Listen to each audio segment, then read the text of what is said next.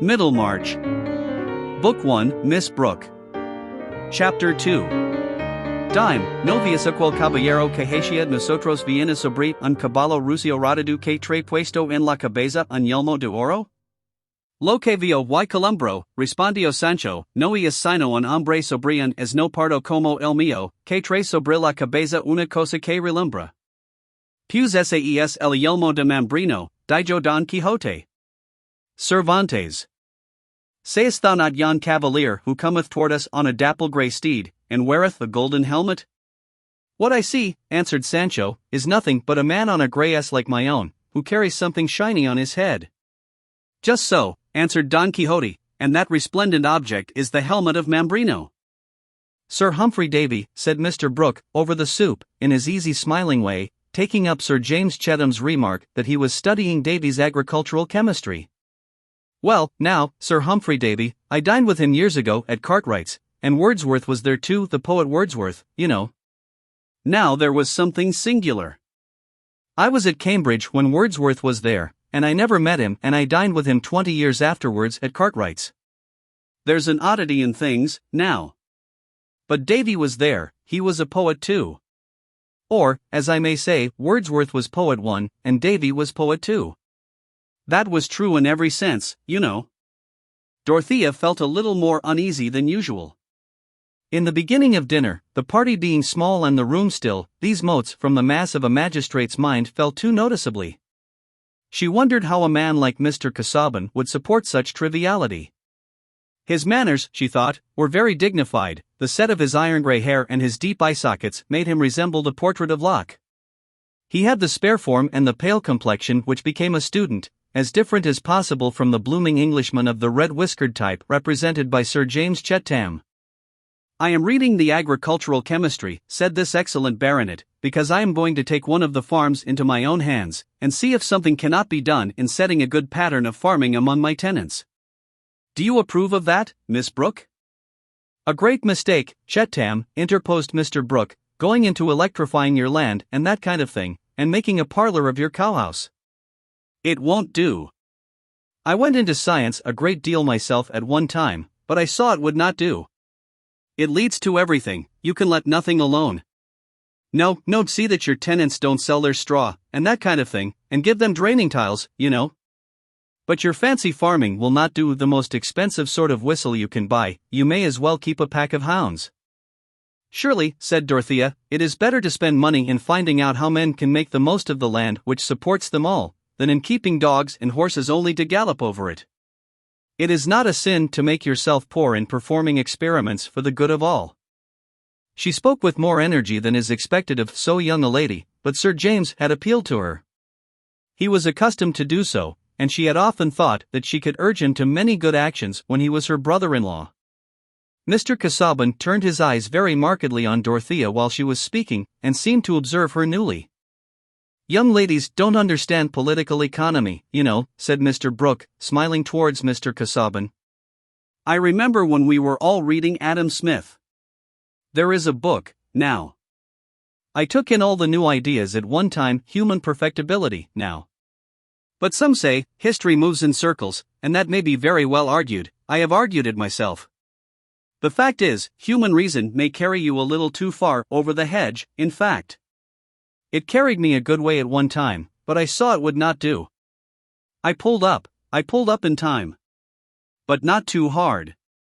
I have always been in favor of a little theory, we must have thought, else we shall be landed back in the Dark Ages. But talking of books, there is Southey's Peninsular War. I am reading that of a morning.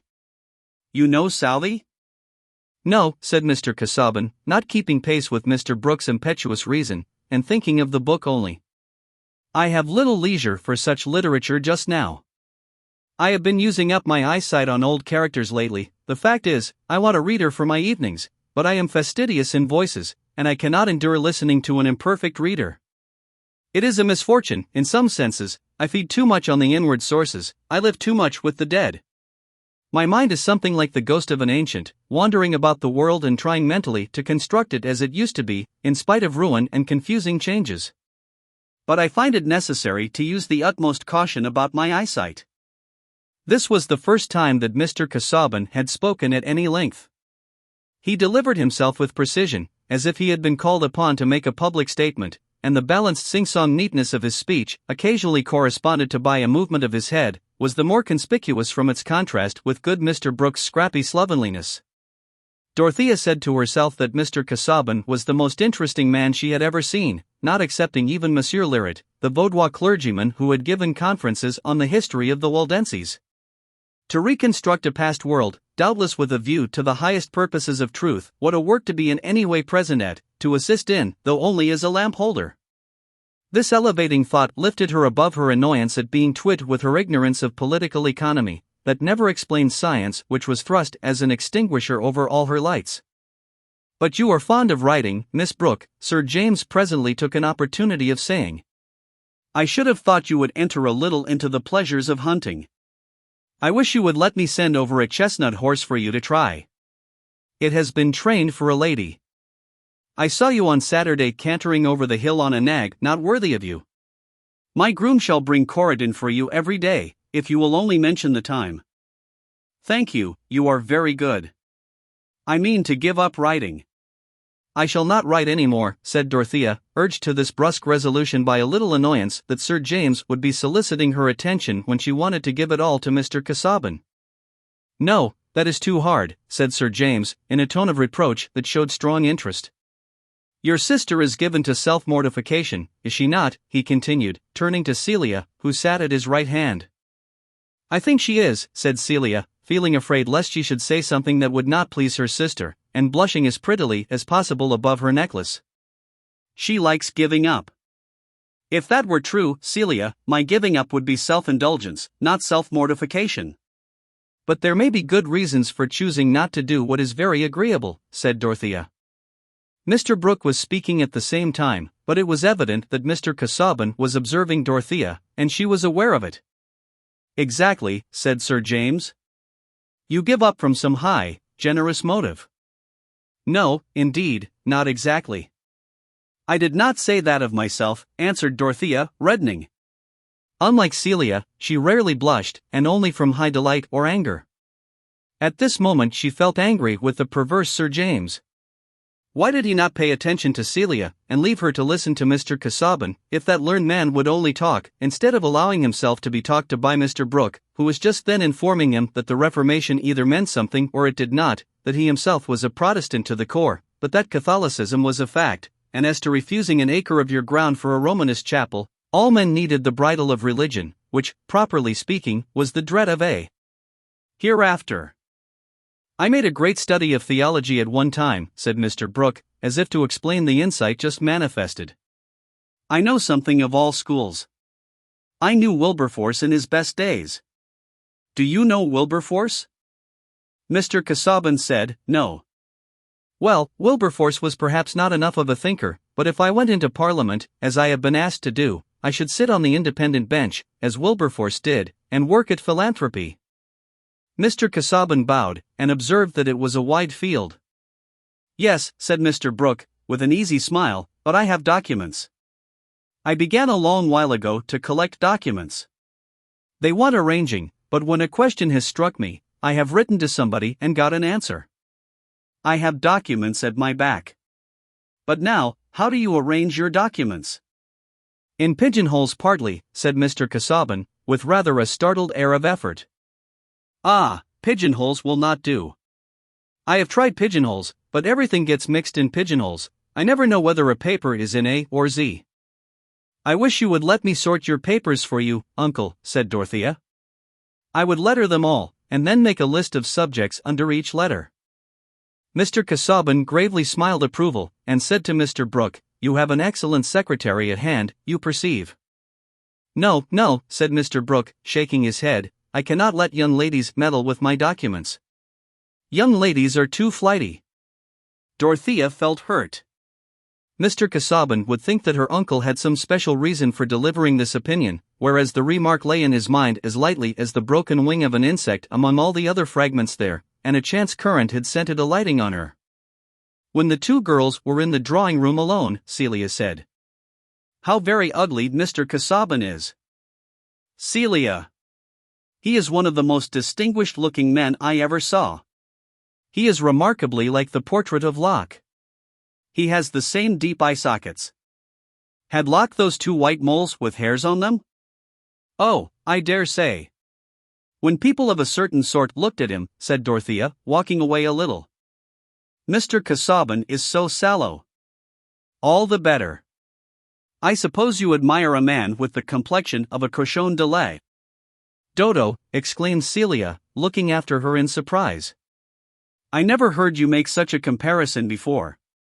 Why should I make it before the occasion came? It is a good comparison, the match is perfect.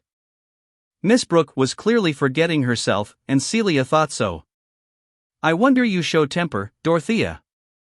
It is so painful in you, Celia, that you will look at human beings as if they were merely animals with a toilet, and never see the great soul in a man's face. Has Mr. Casaubon a great soul? Celia was not without a touch of naive malice. Yes, I believe he has, said Dorothea, with the full voice of decision. Everything I see in him corresponds to his pamphlet on biblical cosmology. He talks very little, said Celia. There is no one for him to talk to. Celia thought privately, Dorothea quite despises Sir James Chettam, I believe she would not accept him. Celia felt that this was a pity. She had never been deceived as to the object of the baronet's interest. Sometimes, indeed, she had reflected that Dodo would perhaps not make a husband happy who had not her way of looking at things, and stifled in the depths of her heart was the feeling that her sister was too religious for family comfort. Notions and scruples were like spilt needles, making one afraid of treading, or sitting down, or even eating. When Miss Brooke was at the tea-table, Sir James came to sit down by her, not having felt her mode of answering him at all offensive. Why should he? He thought it probable that Miss Brooke liked him, and manners must be very marked indeed before they cease to be interpreted by preconceptions either confident or distrustful. She was thoroughly charming to him, but of course he theorized a little about his attachment. He was made of excellent human dough, and had the rare merit of knowing that his talents, even if let loose, would not set the smallest stream in the county on fire, hence he liked the prospect of a wife to whom he could say, "What shall we do, about this or that," who could help her husband out with reasons, and would also have the property qualification for doing so. As to the excessive religiousness alleged against Miss Brooke, he had a very indefinite notion of what it consisted in, and thought that it would die out with marriage. In short, he felt himself to be in love in the right place, and was ready to endure a great deal of predominance, which, after all, a man could always put down when he liked. Sir James had no idea that he should ever like to put down the predominance of this handsome girl, in whose cleverness he delighted. Why not? A man's mind, what there is of it, has always the advantage of being masculine, as the smallest birch tree is of a higher kind than the most soaring palm, and even his ignorance is of a sounder quality. Sir James might not have originated this estimate, but a kind providence furnishes the limpest personality with a little gum or starch in the form of tradition. Let me hope that you will rescind that resolution about the horse, Miss Brooke, said the persevering admirer. I assure you, riding is the most healthy of exercises. I am aware of it, said Dorothea, coldly. I think it would do Celia good if she would take to it. But you are such a perfect horsewoman. Excuse me, I have had very little practice, and I should be easily thrown. Then that is a reason for more practice. Every lady ought to be a perfect horsewoman, that she may accompany her husband. You see how widely we differ, Sir James. I have made up my mind that I ought not to be a perfect horsewoman, and so I should never correspond to your pattern of a lady. Dorothea looked straight before her, and spoke with cold brusquerie, very much with the air of a handsome boy, in amusing contrast with the solicitous amiability of her admirer. I should like to know your reasons for this cruel resolution. It is not possible that you should think horsemanship wrong. It is quite possible that I should think it wrong for me. Oh, why, said Sir James, in a tender tone of remonstrance. Mr. Casaubon had come up to the table, teacup in hand, and was listening. We must not inquire too curiously into motives, he interposed, in his measured way. Miss Brooke knows that they are apt to become feeble in the utterance, the aroma is mixed with the grosser air. We must keep the germinating grain away from the light. Dorothea colored with pleasure, and looked up gratefully to the speaker. Here was a man who could understand the higher inward life, and with whom there could be some spiritual communion, nay, who could illuminate principle with the widest knowledge, a man whose learning almost amounted to a proof of whatever he believed. Dorothea's inferences may seem large, but really life could never have gone on at any period but for this liberal allowance of conclusions, which has facilitated marriage under the difficulties of civilization. Has anyone ever pinched into its pilulous smallness the cobweb of prematrimonial acquaintanceship? Certainly, said good Sir James. Miss Brooke shall not be urged to tell reasons she would rather be silent upon. I am sure her reasons would do her honor. He was not in the least jealous of the interest with which Dorothea had looked up at Mr. Casaubon. It never occurred to him that a girl to whom he was meditating an offer of marriage could care for a dried bookworm towards 50, except, indeed, in a religious sort of way, as for a clergyman of some distinction. However, since Miss Brooke had become engaged in a conversation with Mr. Casaubon about the Vaudois clergy, Sir James betook himself to Celia, and talked to her about her sister, spoke of a house in town, and asked whether Miss Brooke disliked London. Away from her sister, Celia talked quite easily, and Sir James said to himself that the second Miss Brooke was certainly very agreeable as well as pretty, though not, as some people pretended, more clever and sensible than the elder sister. He felt that he had chosen the one who was in all respects the superior, and a man naturally likes to look forward to having the best. He would be the very mawworm of bachelors who pretended not to expect it.